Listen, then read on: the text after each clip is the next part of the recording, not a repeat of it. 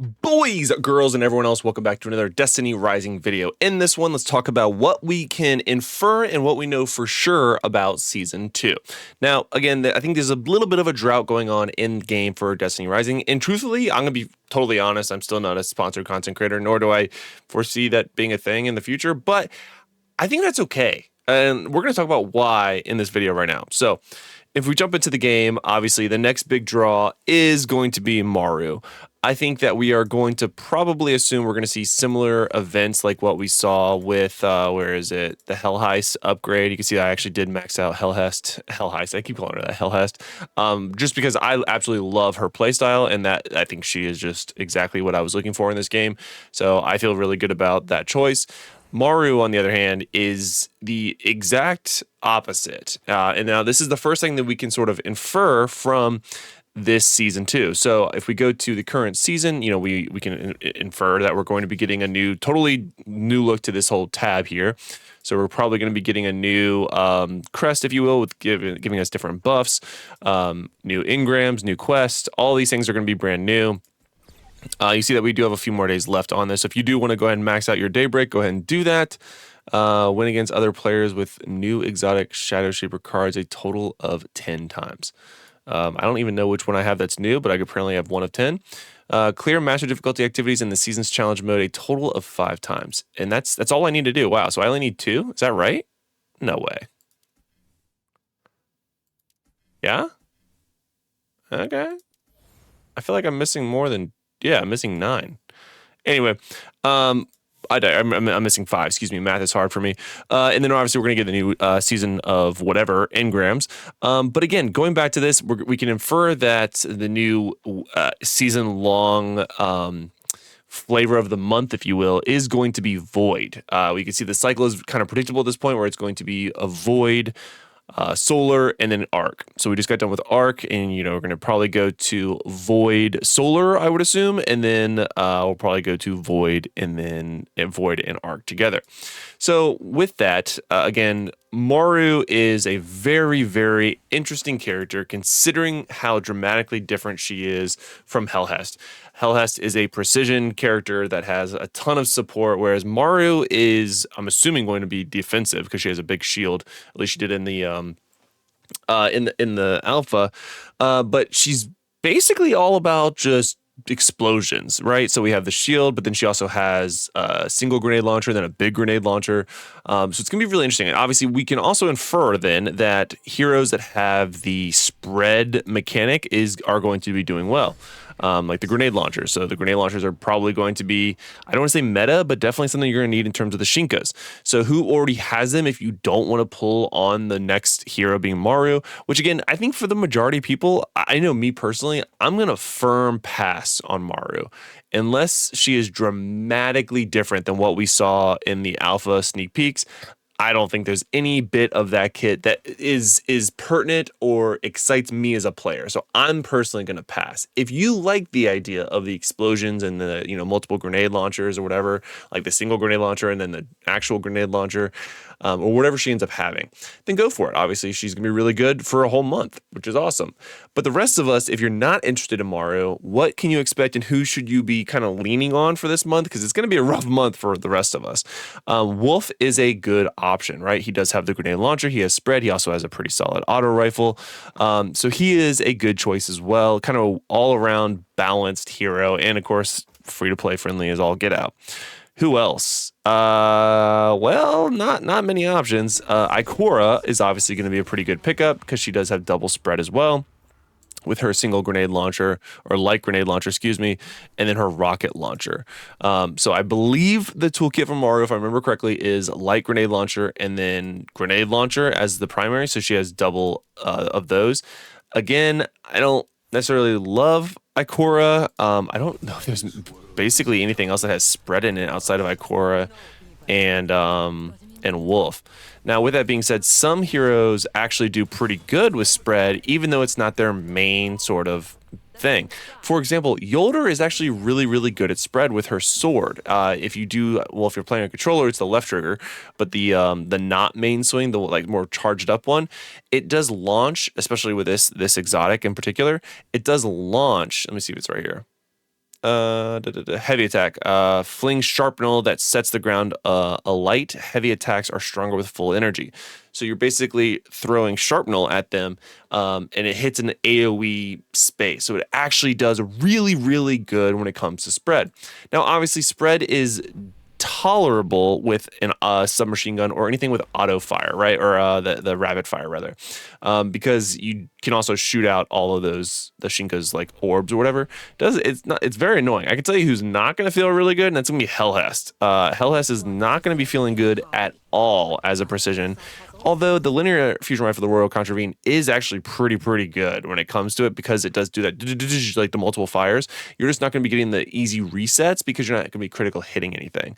You can see that I'm actually very close to getting my Catalyst Band 2.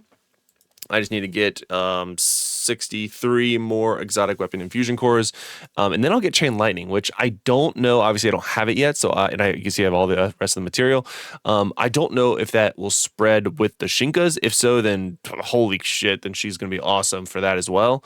If not, then it's not anticipated for her to be good at that. So again, Wolf is going to be who I personally am going to lean on the most, and who I would anticipate probably the majority of you guys leaning on. Now, we are also going to be getting the new gear level upgrades. This is set to expire in 4 days, same time when the season resets. So I'm not saying it's worth spending your resources to upgrade a hero you're not going to be using. But depending on how we are impacted, again, my fear is this. I think Maru is not going to be a popular hero amongst what we'll call the majority of people playing Destiny Rising. So with that, I think it's going to be a very hard struggle in Calamity Ops or any high-end content to find a Maru to help with this the spread. So I think that you're going to want to see more Ikoras. You're going to want to see more Wolves. And again, Wolf is the one I'm going to lean on personally because he does have a little bit more flexibility in his kit. So I will probably, depending on how it first looks, and of course, as soon as the season comes out, I'll make another video covering it. But I'll probably go ahead and upgrade my gear levels on my Wolf first. And you might even see me like min-max him a little bit better and like kind of look for some additional upgrades if I'm going to be using him. Now, if I can get away with not using a spread specific hero, then yeah, I'm probably going to be using my almost maxed out Ningfei, who does have, the submachine gun fully kitted out, best in slot, everything. You know what I mean? Like, I'm feeling really good about his SMG. I've also finished his exotic. So yeah, feeling really good about my Ningfei. And in case you're curious, I am one skill away, or one talent tree spec thing material, whatever this is called, the crystal, away from maxing out his talent tree. So yeah, Ningfei for me is still my goat, my boy. And then Hellhest is just my favorite based off her playstyle and her amount of supportability she's going to be offering in a raid environment, which is what I will use her for basically the most. But again, Yolder is a good option as well. You could argue like shotgun users like Gwen could do a little bit better with spread. I just don't think it's not as ideal. Again, I haven't used I've just started working on Gwen myself. So I don't have a good opinion on that. Now, what else can we infer? Obviously, the Expanse is going to reset. We know that Calamity Ops is going to be reset.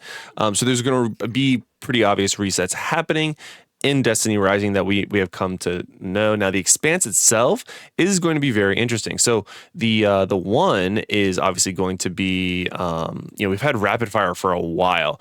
I'm inclined to believe that we're probably going to keep one that has piercing in it. I don't see them making Hellhest not good at anything. So I bet you we see this combo stay, kind of like how we've seen this combo stay now for, I think, at least 2 cycles. I think it was 3 cycles, though, of the Expanse. And what I mean by this is obviously the rapid fire Shinkas and Scorch. So I almost guarantee you we're going to see Arc piercing still. And then this one will finally change out to be spread and probably void, which again, it's going to be really interesting to see how that works. Now, I'm probably going to try to use my Ningfei and just like YOLO it. But again, it'll be really interesting to see that. So the Expanse is going to be something else that we're going to have to focus on. Calamity Ops is obviously going to change. I'm assuming maybe to piercing. Maybe we'll keep piercing Shinkas and also get like piercing spread so that Hellhest is still usable. I believe we went from impact rapid fire to rapid fire piercing, which means if that rotation were to stay the same, again, we are what we can infer in season 2. I believe it would be piercing and spread. So those are all the things to come to expect. Now, if you did miss it already, if you're not aware, if you don't check your shop that often, if you go to this shop and go to the exchange, we did get some new items added into shifting gates, and some of which are actually pretty cool. I'm going to actually do shifting gates myself here and get both the Yolder card and the wolf, which is not new, but they did add artificial essences. And what else did they add? Maybe that's it. Maybe they added something else. Maybe these are new. I don't know. But I know that this is for sure new. I know that's for sure not something that was in there previously. Obviously, the fruits are also pretty goated. The battle pass will reset as well. I'm sure whatever weapon is going to be Maru's main exotic is going to be in there. So there's that. But what I was going to tell you though is that the monthly resets did occur yesterday by the time you see this video, because it was the first of the month. So make sure you get your incandescence clusters, you get your pulls for your Fortuna dust, which obviously you can see that I have as well. And then your mentor one reset. You can see I still need to get some more. I got 7 out of the 10. But yeah, so make sure you go in there and get all your resets. I don't think the black market selling stuff reset yet. Make sure you're doing those. I still don't have this. I need to do that still. Damn. But anyway, so a lot of monthly resets happen. Obviously today is Sunday by the time you see this video, so weekly reset is tomorrow. So there's a lot of good stuff coming in the coming basically week of Destiny Rising. I am personally not excited about Hellhest, or I'm sorry, I'm very excited about Hellhest. Not excited about Maru at all. Kind of interested to see how it plays out. You can kind of see they're suggesting what is going to be viable. Maybe this is random. I don't know. But anyway, let me know what you think about season 2. Do you think that I am spot on or I'm a little off with my predictions? I feel like this is pretty predictable in the most part, but let me know if I've missed anything. And if there is a really good comment on something that I missed that we should expect or even plan for in season 2, again, like it, but I will pin the comment so others can see it as well. Because again, we're all in this together, guys. We all just want the best possible experience in Destiny Rising. And yeah, hope to see you guys in a video soon. And just a few more days till the new update, and I cannot wait for it because I would love to grind this game a whole lot more than I currently can. So, hope to see you guys in a video soon. See you later. Bye.